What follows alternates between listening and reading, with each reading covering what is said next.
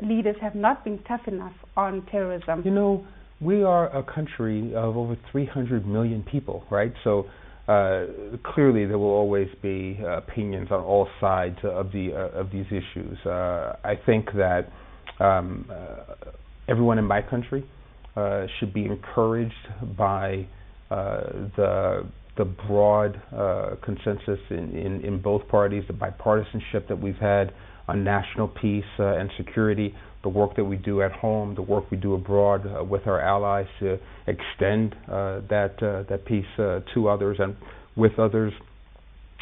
There are always more measures that we can take to enhance our security, but we also always have to temper that with what we need to do to protect individual rights.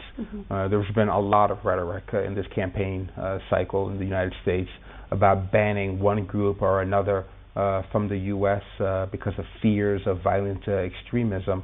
And I want to point to the statutes that we have in our founding documents, in our Constitution, that will protect individual rights, will protect the right of Americans to all worship as they wish, and it's not possible in our system to ban people from coming into our country because of race or because of the sacred texts that they follow.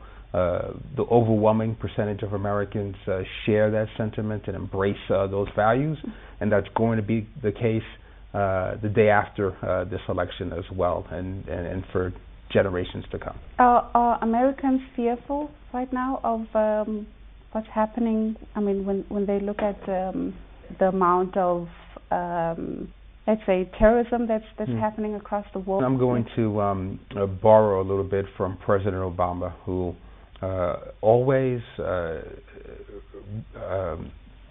promises to the American public that we're going to be as vigilant as we can possibly be against those kinds of radical actions, while recognizing that in human intelligence gathering, it's an imperfect exercise, so you do your best.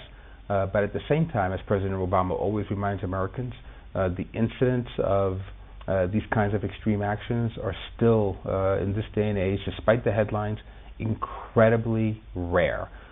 We are, in the U.S., regrettably challenged by the plague of gun violence in our cities, in our states.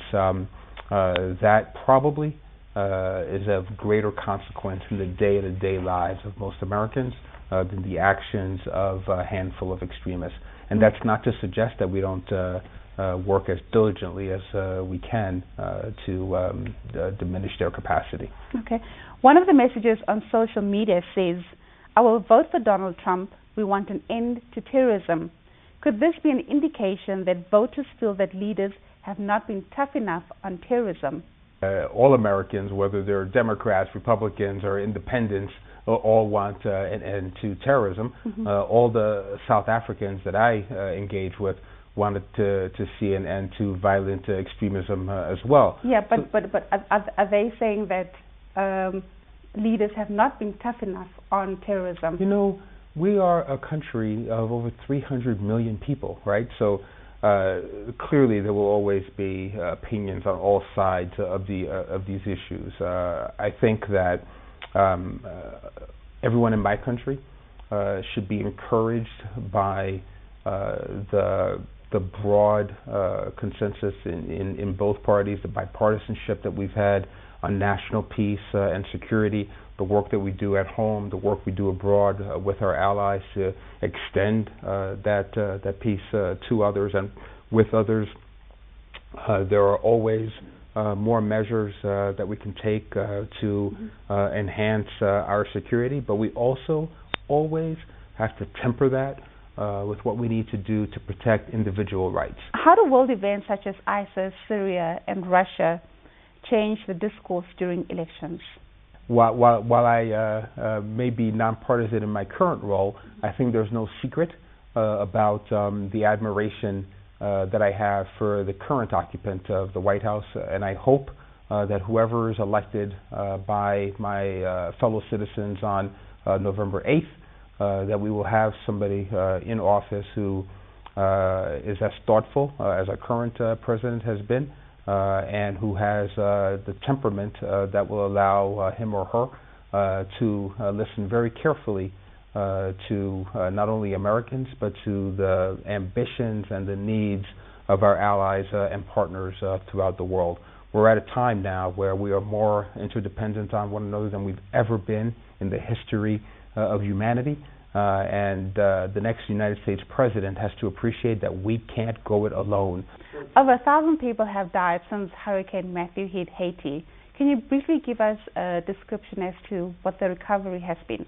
Sure. I'm glad you asked me about that. It's unexpected for the U.S. ambassador to South Africa to receive that question, but as you know, my family is from Haiti, so it's near and dear to me, and I'm passionate about all things that take place on the island. It is devastating to have Haiti be hit by the hurricane just a few short years after the devastation of the earthquake. There's a tremendous amount of physical damage to the infrastructure, but there's also tremendous emotional damage when we have so many fatalities. The estimations of death vary, but it's certainly over 400, and some have estimated that it could be as high as 1,000. There's this remarkable port city called Jérémie, which is one of the most beautiful places on earth. It's a city of poets and artists, and it's just been completely devastated by this. So I'm proud that my country, my government, through our United States Aid Development Organization, is on the ground, moving resources, food, water, providing shelter to Haitians, and making certain that they're able to get through this current cataclysm so they can begin to rebuild and restabilize. As a result, there were elections planned in Haiti that have been delayed, but we're trying to make certain that people get the bare essentials that they need immediately. Did Haiti recover after that earthquake in 2010? You know, how does one recover from a cataclysm that causes the loss of nearly 300,000 lives and just billions of dollars in damages, homes in disrepair, even the National Palace being devastated? So it will take a long time for Haiti to fully recover, particularly because we know that it was already in a fragile state even before the earthquake. But we continue to be committed to the people of Haiti and to make certain that it comes back.